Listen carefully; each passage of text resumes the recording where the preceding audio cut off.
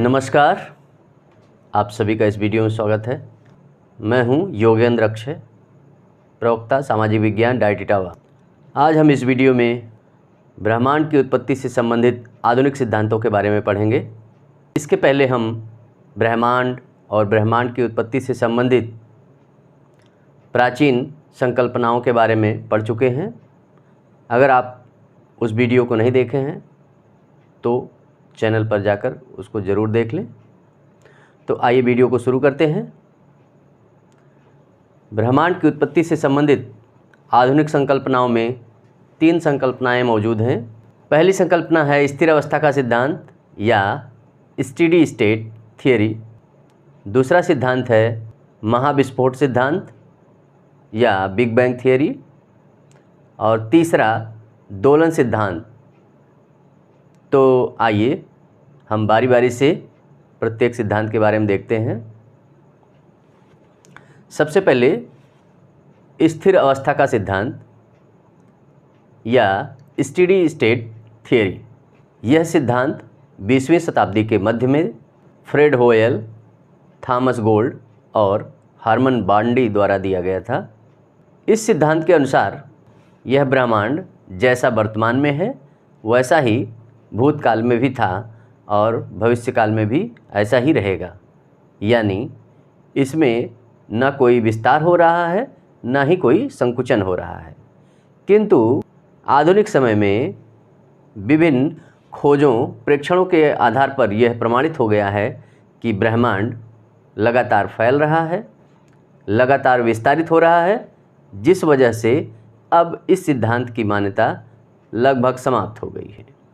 अगला सिद्धांत है महाविस्फोट सिद्धांत या बिग बैंग थियरी।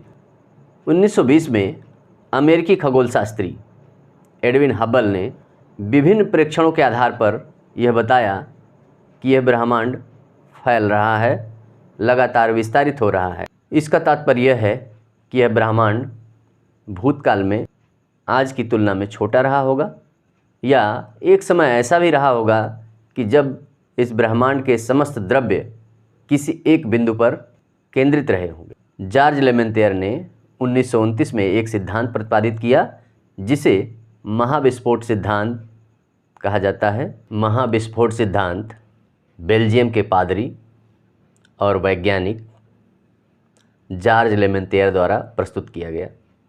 इस सिद्धांत के अनुसार आज से लगभग 13.7 या 13.8 अरब वर्ष पहले यह ब्रह्मांड अत्यंत सघन एक छोटे से गोले के रूप में अनंत तापमान और अनंत घनत्व का था।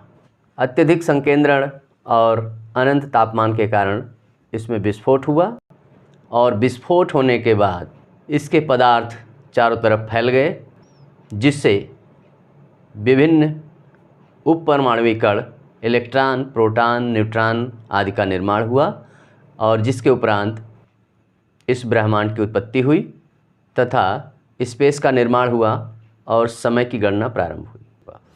बिग बैंग सिद्धांत के अनुसार ब्रह्मांड का विस्तार 3 अवस्थाओं से हुआ।